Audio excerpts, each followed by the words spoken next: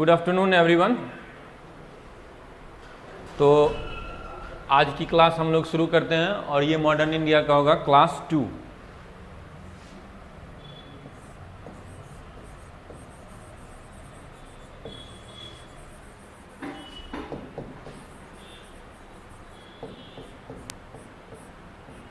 अगर आपके पास कोई सवाल हो बीच बीच में तो आप चैट सेक्शन में सवाल डाल सकते हैं, ठीक है। और अभी कुछ टेक्निकल समस्याएं हैं, इसके कारण डायरेक्ट मैं चैट सेक्शन को नहीं पढ़ पा रहा हूं, तो थोड़ा सा सवाल का उत्तर देने में देर हो सकती है, ठीक है।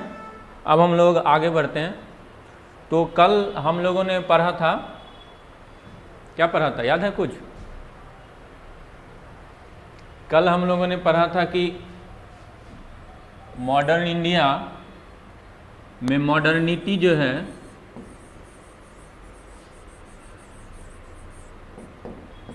वो क्या है, और इस संदर्भ में वी लर्न अबाउट रिनेसां, पुनर्जागरण,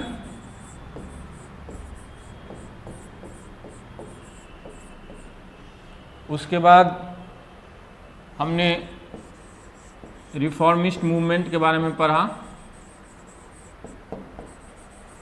जिससे क्रिश्चियनिटी में सुधार आया कुछ, उसके अगेंस्ट में काउंटर रिफॉर्म्स हुए जिसे काउंटर रिफॉर्मिस्ट मूवमेंट कहा जाता है।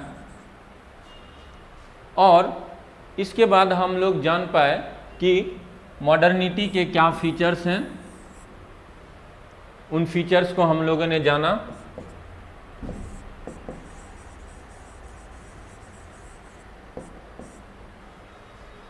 और अब जब हम लोग जान चुके हैं मॉडर्निटी के क्या फीचर्स हैं, तो अब हम लोग ये समझ सकते हैं कि आखिर मॉडर्न इंडिया कब से शुरू होता है।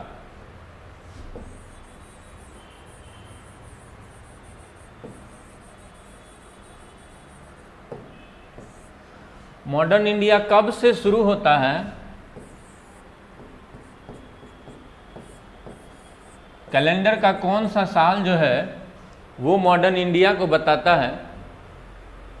इस पर इतिहासकारों में डिस्प्यूट है, विवाद है।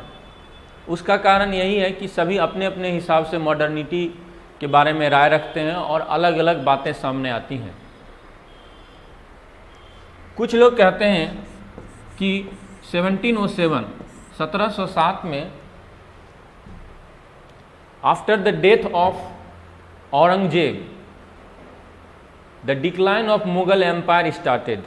औरंगजेब की मृत्यु के बाद मुगल साम्राज्य का पतन शुरू हो गया और इसलिए यहाँ से हम कह सकते हैं कि मॉडर्न इंडिया शुरू हुआ। कुछ लोगों का कहना है कि नहीं,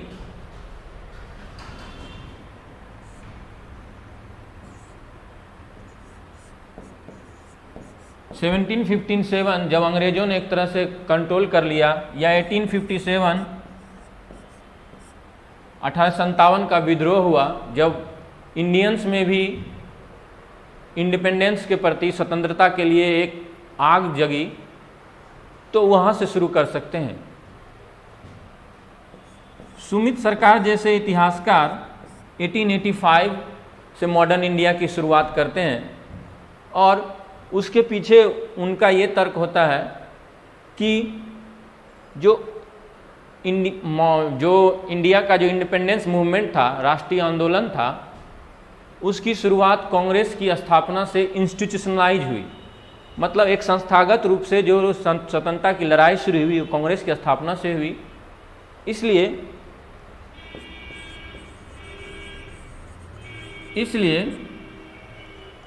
1885 से वो मॉडर्न इंडिया की शुरुआत मानते हैं।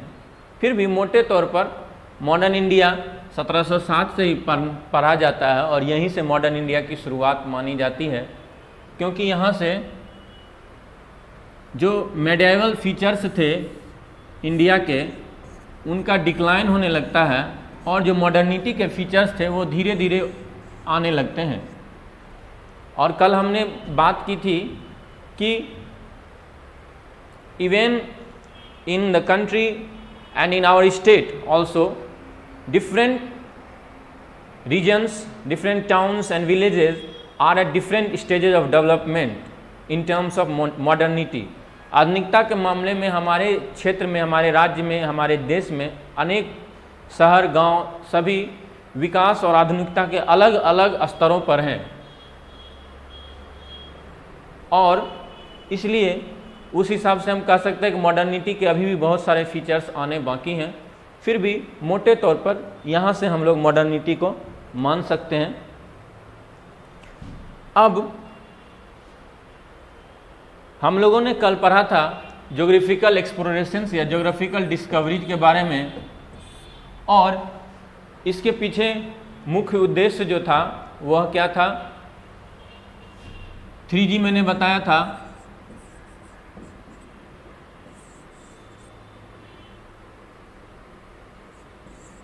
Gold, glory and God. तो यह जो गोल्ड आता था दैट वाज थ्रू ट्रेड, यह धन जो था वह व्यापार के माध्यम से आता था, और इसी व्यापार पर नियंत्रण करने के लिए एक लंबी लड़ाई लड़ी जा रही थी।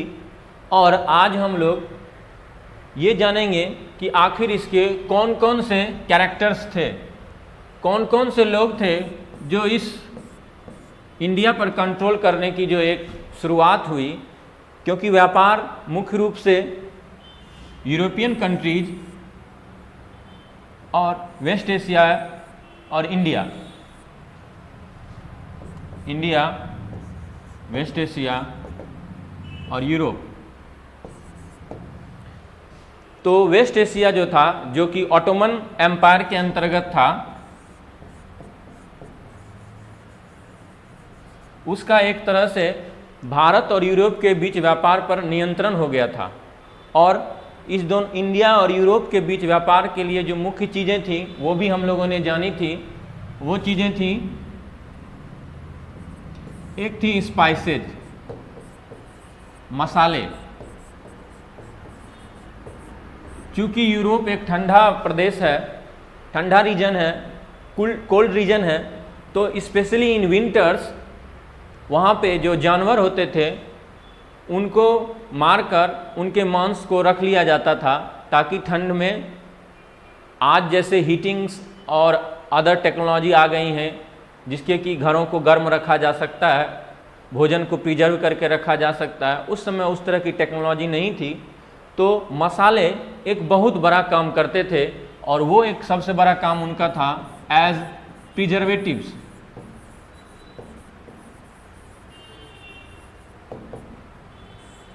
प्रिजर्वेटिव्स का मतलब हुआ कि संरक्षित करके रखने वाले भोजन को। जैसे अगर आप खाने में बहुत ज़्यादा, मांस में बहुत ज़्यादा नमक मसाला लपेट कर रखें तो वो ज़्यादा समय तक टिक सकता है। तो ये लोग उसका मांस का प्रयोग, मसाले का प्रयोग मांस को प्रिजर्व करने के लिए करते थे, कि ताकि जाड़े में लंबे समय तक रहे और भोजन का अभाव ना हो। दूसरा जो स्पाइसेज का दूसरा रोल होता था वो था मेडिसिनल प्रॉपर्टीज।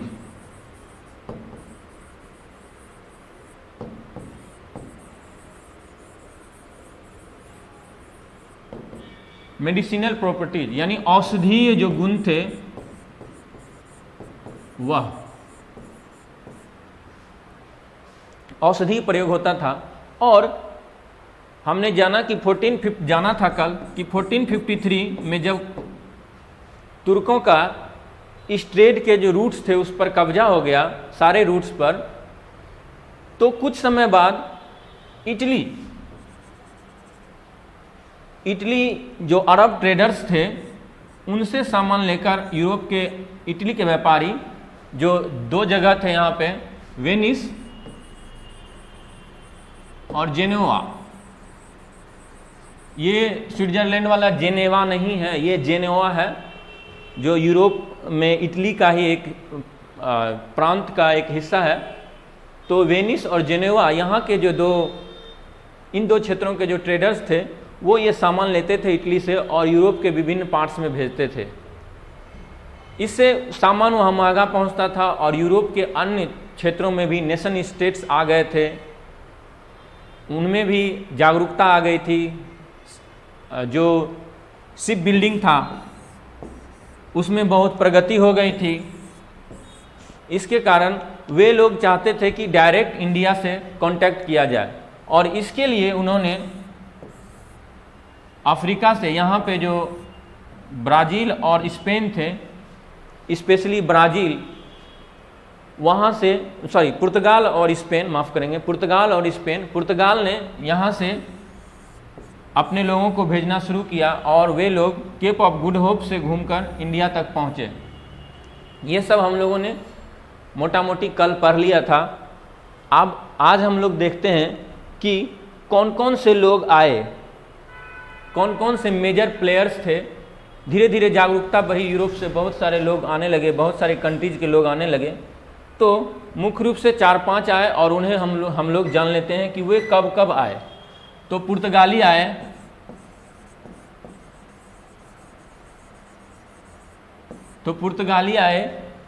और पुर्तगालियों के बाद पुर्तगाली जो आए वो 1498 में आए, यह हम लोग जानते हैं। और पुर्तगालियों के बाद हमारे सामने आए डच,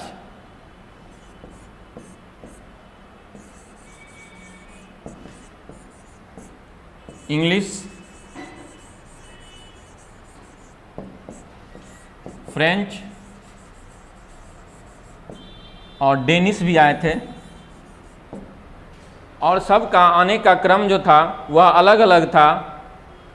डच 1605 में आए, 1605 ईस्वी में आए। अंग्रेज 1600 में इनकी कंपनी तैयार हो गई थी और वो लगभग 1600 में ही आए। लेकिन उसके बाद जब वहाँ जो इनको जो मूल रूप से जो इनको यहाँ पे अपनी फैक्ट्री और इसकी स्थापना करने के लिए मिली, वो बाद में जाकर मिली। 1602, 1608 ऐसे ऐसे विवरण मिलते हैं। इसके बाद हमारे सामने देखते हैं कि डेनिश आए। डेनिश जो थे वो डेनमार्क से थे, उनके लोगों को कहा जाता है डेनिश। तो ये आए। आमतौर पर ये सब नहीं पूछा जाता है, आपको पुर्तगाल के बारे में पूछा जाएगा, फ्रेंच के बारे में पूछा जाएगा जो 1664 में आए, कहीं कहीं 1668 भी रहता है।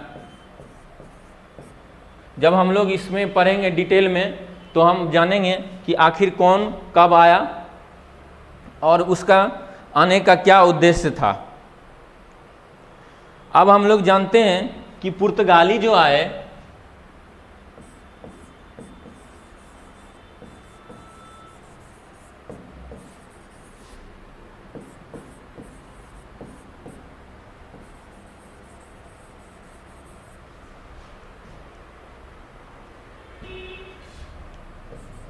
GUE होता है यहाँ, पुर्तगीज।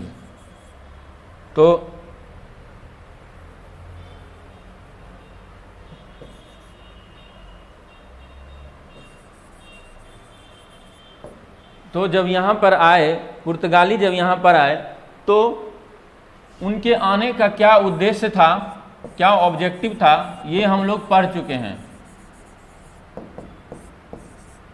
उनके आने का उद्देश्य क्या था, इसे हम लोग पढ़ चुके हैं कि उनके आने का उद्देश्य एक ही था कि मसाले का जो व्यापार है उस पर मोनोपोली हो जाए, उस पर केवल और केवल उनका अधिकार हो और क्रिश्चियनिटी का प्रसार हो। जहाँ भी क्रिश्चियन है उन्हें ढूंढा जाए और उनसे दोस्ती की जाए और आगे बढ़ा जाए, क्योंकि वो उनके मन में यह भी था कि जो ऑटोमन एम्पायर है उससे बदला लिया जाए। तो ये ऑब्जेक्टिव हमने पहले ही पढ़ लिया है, पेपल बुल मिला था, ये सारी चीज़ें हमने पढ़ ली हैं। अब हम लोग जानते हैं कि कौन आया, सबसे पहले कौन सा पुर्तगाली आया इंडिया। तो हमने जाना था कि 1498 में वास्को डिगामा, वास्को डिगामा आया और इसके नाम पर वास्को डिगामा नाम का एक जगह भी है, गोवा में है।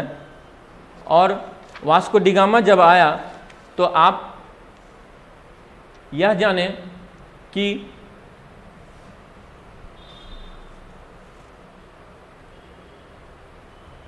पेन ड्राइव खुल जाएगा सर।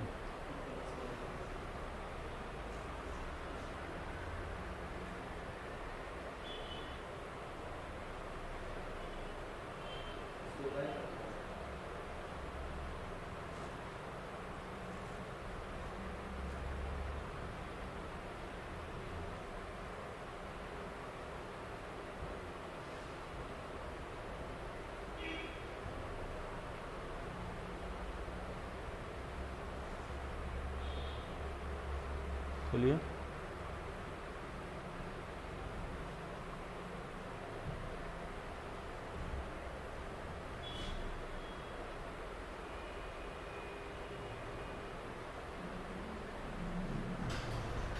नहीं खुल रहा है पेन ड्राइव।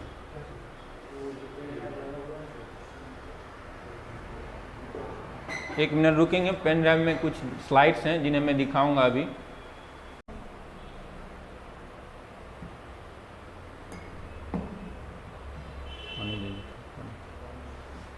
तो अब हम लोगों ने कल ही जान लिया था कि केप ऑफ गुड होप होकर वास्को डिगामा भारत पहुंचा था, और जब वह मोजाम्बिक के पास पहुंचता है तो यहीं पर उसे अब्दुल माजिद नाम का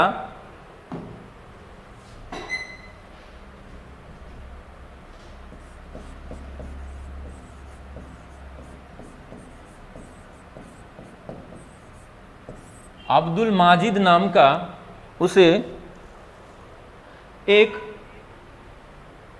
गुजराती व्यापारी मिलता है जो शिप को पायलट कर रहा था, जो कि जहाज चलाना जानता था, और वही उसे रास्ता बताते हुए लेकर आता है। एक गुजराती व्यापारी था यह अब्दुल माजिद। कहीं कहीं यह कहा जाता है कि इब्न माजिद नाम का एक लीजेंडरी सेलर था अरब का, उसने इसे रास्ता बताया था। इब्न माजिद नाम का एक लीजेंडरी सेलर था, उसने इसे रास्ता बताया था। और यह जब बीच बीच में रुकता हुआ आया था अनेक जगहों पर, और जब यह पहुंचा, आप देख रहे हैं एरो, यह एरो जो है यह जाने का निशान दिखा रहा है, इस तरफ से एरो, एक आने का भी निशान दिख रहा है, लौटने का। तो जब यह यहाँ पे पहुंचा, कालीकट के निकट एक जगह है, उसका नाम है कप्पाडू।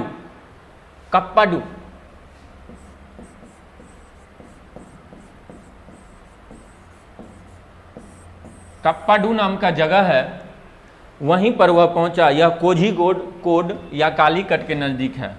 कोझीकोड या कालीकट के नज़दीक है, और यह केरला में है। यह कहाँ है? तो यह केरला में है। तो वास्को डिगामा से अभी तक जो हमने पढ़ा, उससे ऑब्जेक्टिव में 2-3 प्रश्न आ सकते हैं कि वास्को डिगामा कब भारत पहुंचा? तो 1498 में वह भारत पहुंचा। कब भारत पहुंचा? तो वह 1498 में भारत पहुंचा। और इसमें वह किस तारीख को पहुंचा, इस पर मैंने अलग अलग सोर्सेज में अलग अलग डेट पढ़े हैं, इसलिए मैं अलग अलग डेट आपको बता देता हूं। कहीं पर मैंने पढ़ा कि वह 20 मई को पहुंचा, और कहीं मैंने पढ़ा कि वह 21 मई को पहुंचा। आप कोई सा भी एक याद कर लें, इतना नज़दीक का ऑप्शन परीक्षाओं में नहीं रहता है, कोई सा भी एक याद कर लें। 1498 को पहुंचा, और उस समय पुर्तगाल में, यहाँ पर है पुर्तगाल, आप देख सकते हैं यहाँ पर है पुर्तगाल, इसे मैं मिटा रहा हूँ, यहाँ पर है पुर्तगाल, इसे कहते हैं आइबेरियन पेनिनसुला। ये जो पूरा एरिया है जिसमें पुर्तगाल और स्पेन शामिल है, इसे कहते हैं आइबेरियन पेनिनसुला।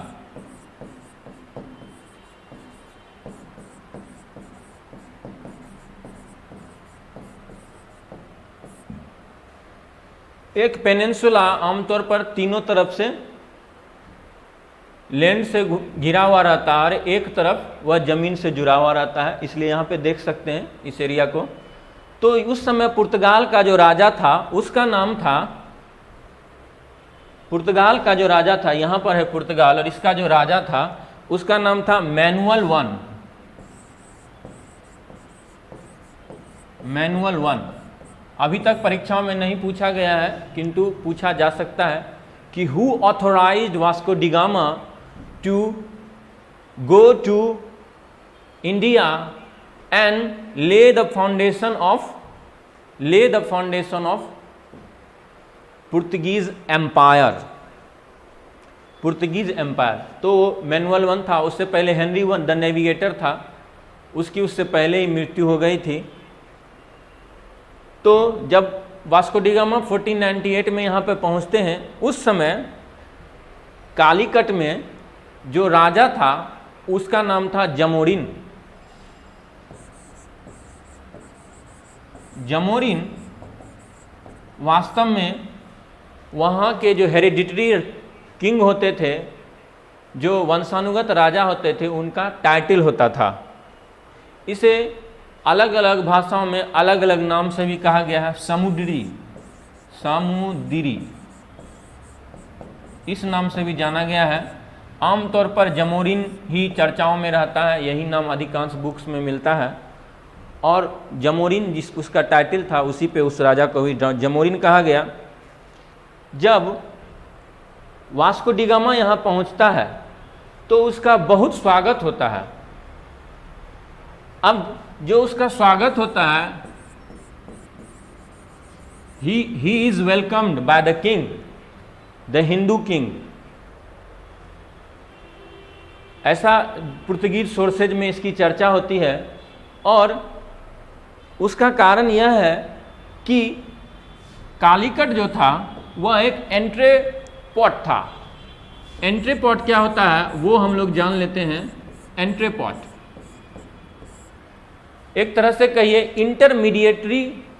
Intermediary port.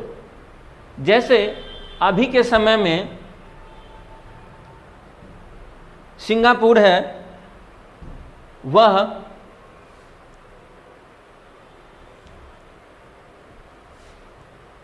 अभी के समय में सिंगापुर है, वह एक एंट्री पोर्ट है। और इसी के कारण वह बहुत ही समृद्ध रूप में जाना जाता है, समृद्धि के लिए। और इसका सबसे बड़ा कारण यह है कि ऐसे पोर्ट्स में शिप्स हर जगह से शिप्स आते हैं, हर एरिया से। यहाँ पे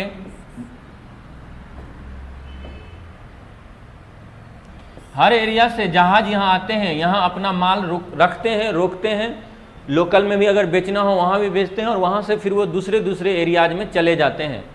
और यह एंट्रीपोर्ट मेनली जो स्पाइस ट्रेड होता था, वो इंडोनेशिया और दूसरे एरियाज से जो मसाले लाए जाते थे उसके लिए एंट्रीपोर्ट का काम करता था। क्योंकि सारे मसाले इंडिया में ही नहीं होते थे, कुछ मसाले इंडोनेशिया से मंगाए जाते थे।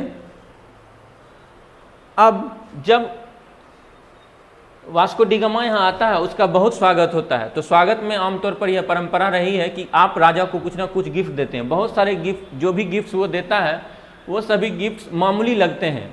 और आप पहले से ही जानते हैं, कल ही हमने देखा था कि अरब जो व्यापारी थे उनका इस ट्रेड पर मोनोपोली था, इधर कब्जा था उनका।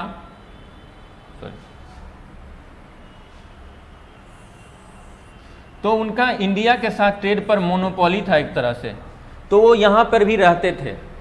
तो जब वास्को डी गामा ने गिफ्ट दिए और वो गिफ्ट बहुत ही मामूली निकले, तो उन्होंने राजा से कहा कि ये एक मामूली पायरेट है, ये कोई एम्बेसडर नहीं है, ये कोई राजदूत नहीं है, ये मामूली पायरेट है। पायरेट का मतलब हुआ जो शिप्स को लूटता हो, समुद्री लुटेरा है। और आप यह जानकर आश्चर्यचकित होंगे कि ज्योग्राफिकल एक्सप्लोरेशंस में पायरेट्स का बहुत बड़ा योगदान रहा है। शुरुआती अंग्रेज भी, जिन्हें हम सर कैप्टन हॉकिंस के नाम से जानते हैं, he was also a pirate. तो क्योंकि वो लोग डेयरिंग होते थे, उन्हें सी के बारे में पता था और मुश्किल से मुश्किल एरिया में वो जाने के लिए तैयार होते थे, क्योंकि जब वो लौट कर आते थे तो बहुत सारा सामान लेकर आते थे और राजा भी उनको सम्मानित करता था, क्योंकि वो एक तरह से राजा के साम्राज्य के ध्वजवाहक बन गए थे, फ्लैग बियरर्स बन रहे थे। तो यहाँ पर क्या हुआ कि वो यहाँ से आखिर में लौट जाता है।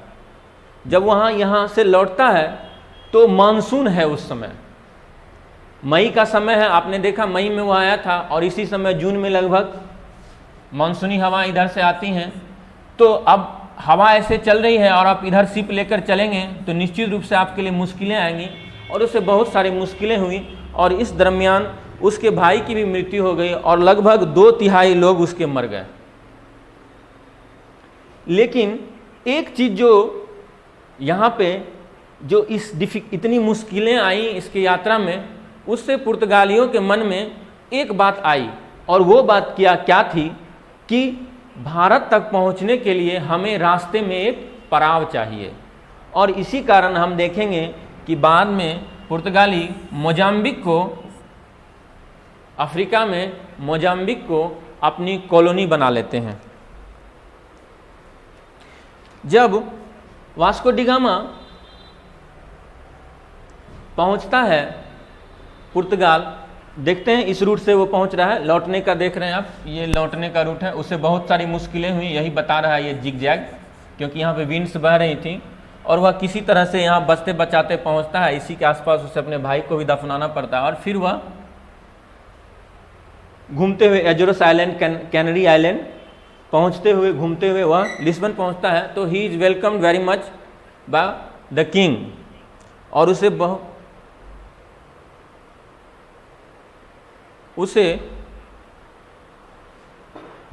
बहुत सम्मान दिया जाता है। इसके बाद क्या होता है कि इसके बाद एक दूसरा कैरेक्टर आता है, और ये सेकेंड पुर्तगीज वोएज है। यह शुरू होता है, वह तो पहला था, वास्को डी गामा जो है वो पहली बार था पुर्तगाली यहाँ आए। बार्थोलोमियो डियाज यहाँ से लौट गया था केप ऑफ गुड होप से।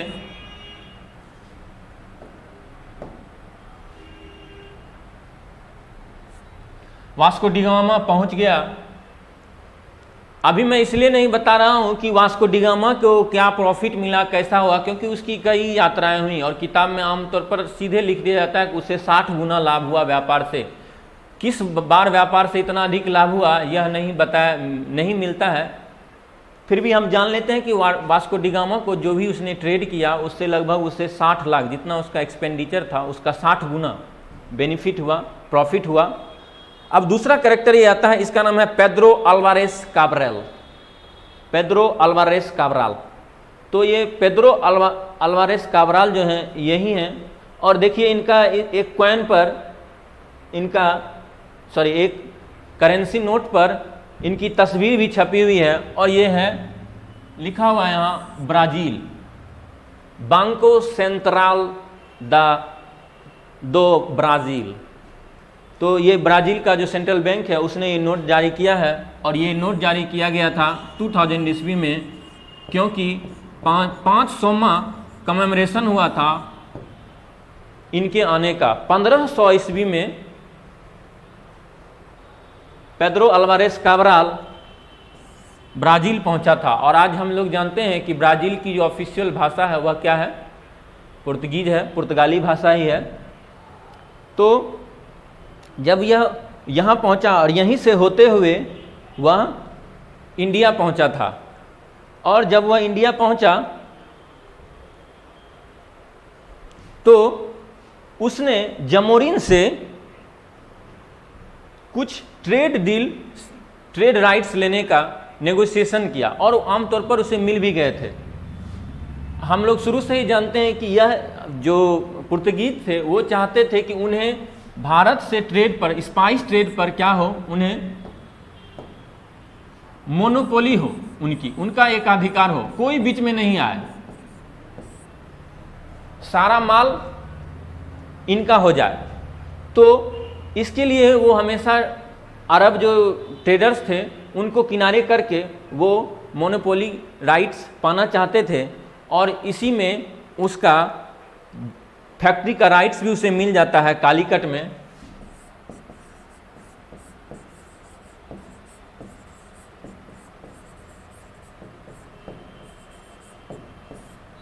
कालीकट में उसे फैक्ट्री का भी राइट्स मिल जाता है, लेकिन अरब जो थे वो इसका विरोध करते हैं।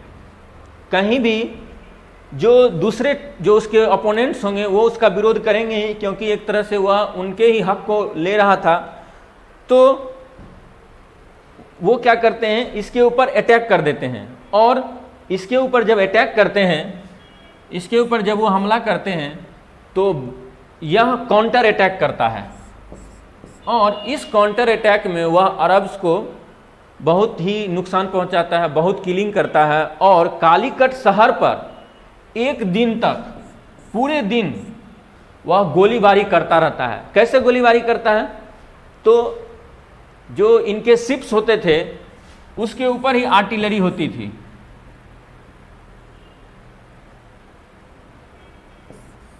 इनके शिप्स के ऊपर ही आर्टिलरी होती थी और ये यहाँ से ही गोलीबारी करते थे और बहुत सारा नुकसान उन्होंने पहुँचाया। और वहाँ से फिर वह आगे बढ़ता है और फिर वह चला जाता है कोचीन। यह देख रहे हैं हम लोग, कोची चला गया है, वह कालीकट से कोची चला गया है और यहाँ पर उसे कोचीन और कन्नानौर में उसे कोचीन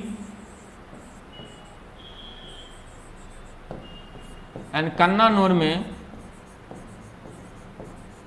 उसके साथ बेहतर ट्रीटीज होती हैं, प्रॉफिटेबल ट्रीटीज होती हैं, एडवांटेजियस ट्रीटी होती है। और एडवांटेजियस ट्रीटी जो होती है उससे वह समझौते करके फिर वहाँ पर वहाँ से सामान लेकर, स्पाइसेज और दूसरे सामान लेकर वह वापस लौट जाता है। और यह लाइन जो देख रहे हैं हम, ब्लू लाइन, वह उसके लौटने का ही लाइन है। अब अभी तक जो हमने इनके बारे में पढ़ा, इससे परीक्षाओं में, जो खासकर पीटी परीक्षा में जो प्रश्न पूछा जा सकता है वह यह है कि ब्राज़ील की खोज किसने की थी। हालांकि इस पर भी कई बार विवाद उठता है, किंतु ब्राज़ील जब उसे मान रहा है तो सबों को मानना ही होगा। उस ब्राज़ील की खोज पेड्रो अल्वारेस काब्राल ने की थी, पेड्रो अल्वारेस काब्राल ने की थी। यह पूछा जा सकता है अमन जीके जीएस में। और जो दूसरा पुर्तगाली जो भारत आया था वह कौन था, तो पेड्रो अल्वारेस काब्राल था। दूसरा पुर्तगाली जब हम बोलते हैं तो यह हमें समझना होगा कि हु लेड मैनी पुर्तगाली, वो जो लीडर था, क्योंकि वास्को डिगामा के साथ भी बहुत सारे पुर्तगाली आए थे लेकिन उनका लीडर वास्को डिगामा था। तो दूसरा पुर्तगाली जो आया था वो पेड्रो अल्वारेस काब्राल था। अब इसके बाद हम लोग देखते हैं कि वास्को डिगामा जो है वह दोबारा भी इंडिया आता है। इसके बाद वह दोबारा भी इंडिया आता है और इस बार वह रास्ते में बहुत ही विध्वंस फैलाता हुआ, मचाता हुआ आता है। वह मक्का से जो शिप आ रहा था उस पर वह हमला करता है। वास्तव में उसका टारगेट यही था कि जो रास्ते में हमारे जो ट्रेड एनिमीज हैं, जो दूसरे ट्रेडर्स हैं, उनको नुकसान पहुंचाया जाए, ताकि जो यह वे हो ये पूरी तरह से हमारे ही कब्जे में हो, यह हमारे ही नियंत्रण में हो। और हम ऐसा देखें कि बाद में पुर्तगाली इस प्रयास में सफल होते हैं। तो वह मुस्लिम शिप जो थे उनको अटैक करता है और कालीकट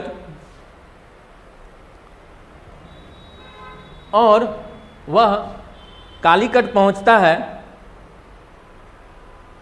और वहाँ पर भी वह फिर वो जो वहाँ पे शिप थे उसको अटैक करता है, क्यों ऐसा करता है? क्योंकि वह मोनोपोली चाह रहा था, स्पाइस ट्रेड में मोनोपोली चाह रहा था। और इस मामले में जमोरिन जो था वह इस चीज़ के लिए नहीं तैयार था, वह नाराज हो जाता है। और इस तरह से 1503 में वास्को डी गामा जब आया था इंडिया में, पहली बार आया 1492 में आया और दूसरी बार 1502 में आया, तीसरी बार भी आता है, वह गवर्नर बन के आता है, 1524 में आता है। तो वह यहाँ पर आकर कोचीन में वह पहला फोर्ट उनका बनता है, पहला फोर्ट कोचीन में बनाते हैं वो। इससे पहले हम लोग ने देखा था कि कालीकट में एक फोर्ट बनाते हैं, लेकिन वहाँ पर क्या होता है कि अरब के कारण जो है उन्हें उस जगह को छोड़कर भागना पड़ता है। और कोचीन में एक फोर्ट बनाकर, कोचीन में एक फोर्ट किला बनाकर वो वहाँ से निकल जाता है। और 1524 में एक बार फिर आता है, वह उसे राजा भेजते हैं वायसराय बनाकर।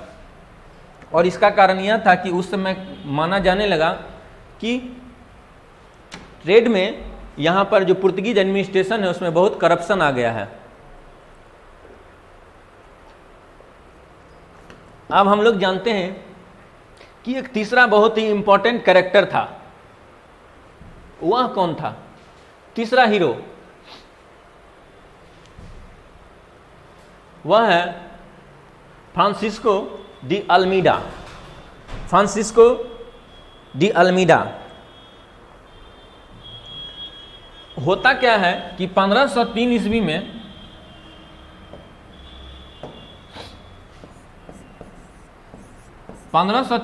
में पुर्तगाल के राजा जो हैं वो पुर्तगीज जो एरियाज हैं उन पर अपना नियंत्रण स्थापित कर लेते हैं। वो उसे पुर्तगीज एरिया में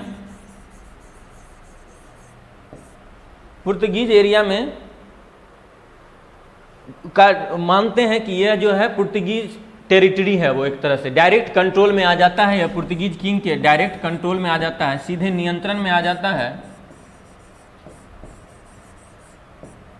It comes under direct control of the Portuguese king and so a viceroy is appointed। क्या होता है? एक वायसराय। कहीं कहीं गवर्नर लिखने पढ़ने को मिलता है, लेकिन हम जानते हैं कि when someone is appointed by the king, he is the representative of the king and he will be called viceroy। जब वो राजा के द्वारा नियुक्त हो तो उसे वायसराय कहेंगे, और वायसराय होता है। और he was the first viceroy of Portuguese empire in India. तो ये पहला वायसराय था, फर्स्ट वायसराय, गवर्नर, आप जो कहना चाहें। और इसका कार्यकाल 1505 से 1509 ईस्वी तक था। 1505 से 1509 ईस्वी तक था। और इसका भी काम वही था। इसका काम क्या था? इसका ही काम था कि राजा ने भेजा है तो राजा किस लिए भेजेंगे कि राजा के जो हित हैं, जो इंटरेस्ट्स हैं, उनको क्या करना है? प्रोटेक्ट करना है। टू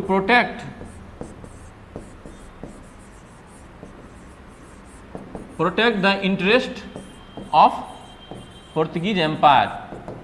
तो उसके लिए वह क्या करता है कि उसके लिए वह 3 तरीके अपनाता है। पहला तो सबसे पहले जरूरी था कि ट्रेड को कंट्रोल कर लेना।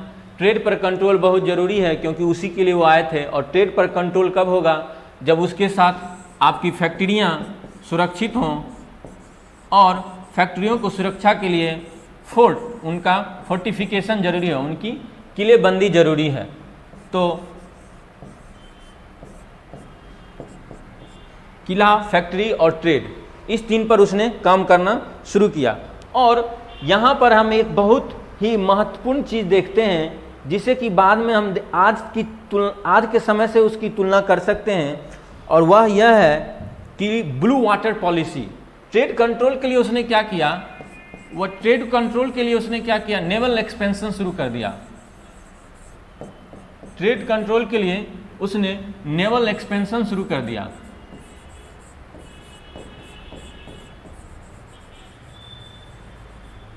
और नेवल एक्सपेंशन के लिए उसने एक पॉलिसी लाई, उसे कहते हैं blue water policy. Blue water policy. इसे हिंदी में कहेंगे, नीला जल नीति नहीं कहेंगे, इसे कहेंगे शांत जल की नीति। जब जल शांत होता है तभी नीले आकाश की छवि इस पर बन पाती है, तभी पानी नीला नीला लगता है। और जल कब शांत होगा? जब उसमें ज़्यादा हलचल नहीं हो। तो यह जो शांत जल की नीति थी उसका उद्देश्य यही था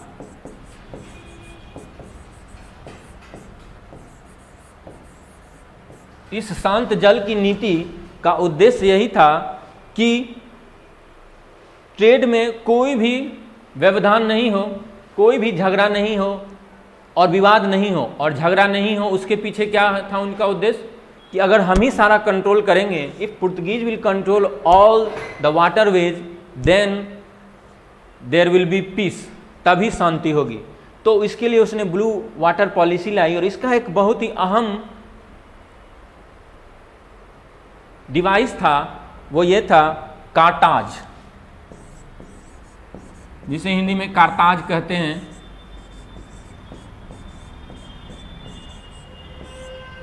कारताज एक अंग था इसका, कारताज। दूसरा था आर्माडा और तीसरा था काफिला। आर्माडा और ये था काफिला। तो अब कारताज क्या था, तो यह हम लोग थोड़ा सा जान लेते हैं। कारताज वास्तव में एक डॉक्यूमेंट होता था और यह डॉक्यूमेंट क्या था कि जब भी कोई शिप उधर, कोई भी जो नॉन पुर्तगीज शिप हो, वो उस डॉक्यूमेंट को खरीदता था और उस डॉक्यूमेंट को उसे दिखाना पड़ता था। इसे हम आगे डिटेल में पढ़ेंगे। अभी हम सबसे पहले क्यों इनकी जब पूरे पुर्तगीज की जब सारी पॉलिसीज को देखेंगे समग्रता में, तो इसे और डिटेल में पढ़ेंगे। अभी हम लोग फ्रांसिस्को डी अल्मीडा के कामों को देख रहे हैं। तो एक मोटा मोटी जान लें कि एक डॉक्यूमेंट होता था, जो डॉक्यूमेंट हर शिप को दिखाना पड़ता था कि हाँ मैंने ये खरीद लिया है, तो उसे जाने देते थे। आर्माडा क्या होता था कि बेड़ा होता था, शिप्स का बेड़ा होता था, यानी बहुत सारे शिप्स होते थे, वो जो दूसरे जो ट्रेडिंग शिप थे उनको प्रोटेक्शन देते थे। जो दूसरे शिप्स थे उनको ये चारों तरफ से प्रोटेक्शन देते थे और उनके घेरे में ये चलता था और ये एक काफिला जैसा चलता था। तो ये कारताज व्यवस्था थी, ट्रेड कंट्रोल की इसकी व्यवस्था थी। और इसी दरमियान में इसकी लड़ाई होती है, और इसकी लड़ाई होती है किन से, तो बैटल ऑफ चौल होती है 1508 में।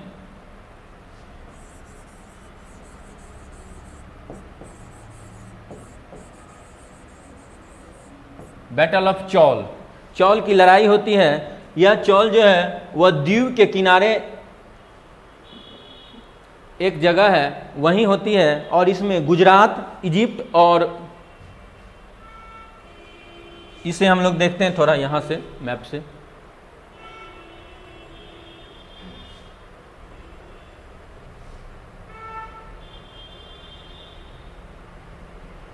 इसमें यहाँ है गुजरात,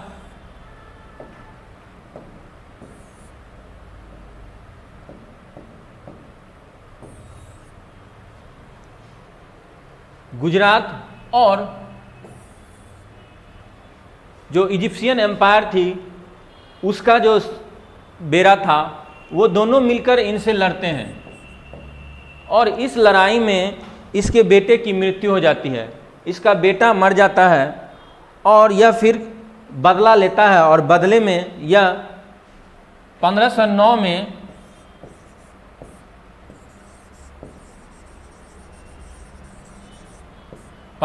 ईस्वी में यह क्या करता है कि ऑटोमन एम्पायर, इजिप्ट और गुजरात, इन सब की, और जमोरिन, सारी की सेनाओं को, जमोरिन इधर से, इन सब को एक साथ हरा देता है। यह सबको हरा देता है, चारों को। और जब चारों को हरा देता है तो इसका एक जो सबसे बड़ा परिवर्तन यह होता है कि ऑटोमन एम्पायर इस एरिया को खाली कर देता है, इजिप्ट का जो किंगडम था वो भी इसे खाली कर देता है, और एक तरह से यह पूरा क्षेत्र जो इंडियन ओशियन का जो वेस्ट एशिया से कनेक्टिंग एरिया है, गल्फ ऑफ हरमुज और यहाँ पर है गल्फ ऑफ हरमुज, तो ये सारा एरिया जो है वह पुर्तगीज के लिए अब आसान हो जाता है कंट्रोल करना। अब हम लोग यहीं पे जानते हैं कि ये जो कारताज सिस्टम था, वह कारताज सिस्टम आखिर क्या था, उसे थोड़ा डिटेल से जानते हैं। तो अभी हमने देखा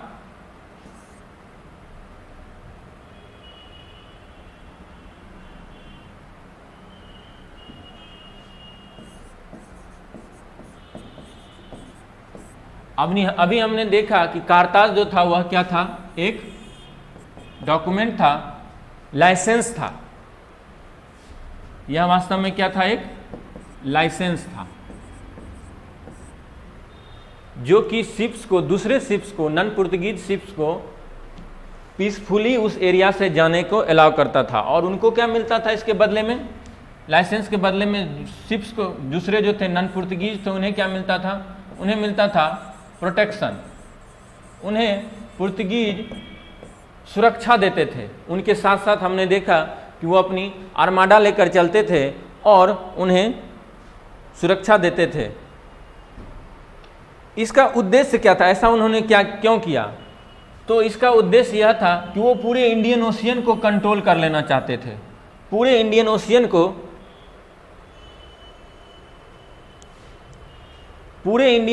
को, वो कंट्रोल करना चाहते, इस पूरे एरिया को वो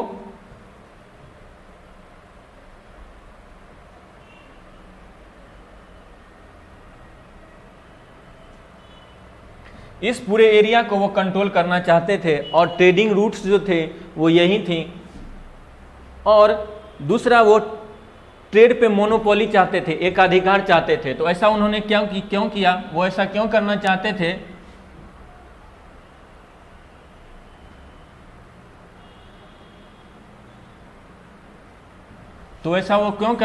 थे, तो उसका उद्देश्य वही था, इंडियन ओशियन को कंट्रोल करना और ट्रेड मोनोपोली करना, ट्रेड को मोनोपोलाइज करना था, ट्रेड मोनोपोली की स्थापना करना था। और इसका जो उन्होंने तरीका अपनाया वो सबसे सरल तरीका उनका था कि पास्ट को बहुत ही सस्ता कर दिया, बहुत ही कम पैसे खर्च होते थे और इसलिए सब कोई लेना चाहता था। और जो इसका तरीका था वह क्या था, लो कॉस्ट पास था, ये बहुत ही कम दाम का ये लाइसेंस था और सारे लेते थे। और दूसरा था कि जो उनकी जो फैक्ट्रीज थी, वहीं जाकर, वहाँ जो उनके फैक्ट्री वास्तव में ट्रेडिंग पोस्ट होते थे और ये पुर्तगीज उसे कहते थे फेइटोरियाज।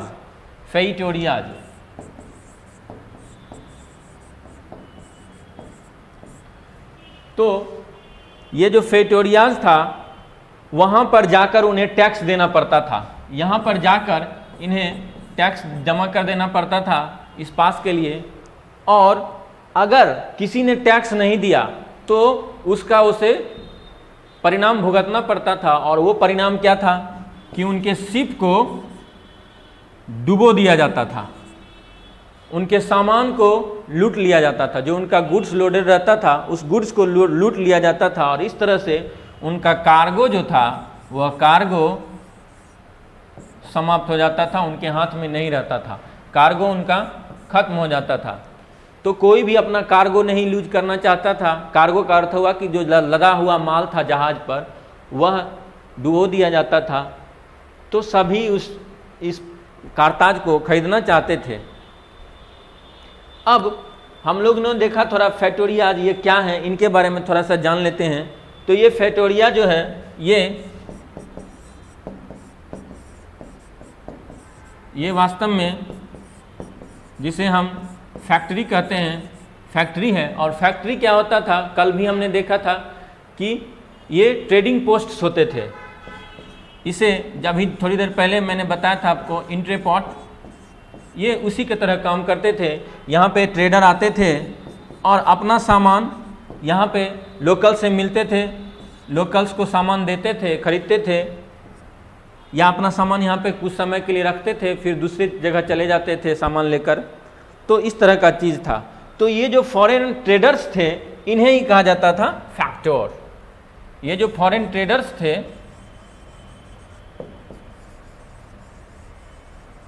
इन्हें ही कहा जाता था फैक्टर। इसी से फैक्ट्री हुआ, या फैक्टर पुर्तगीज में कहते थे।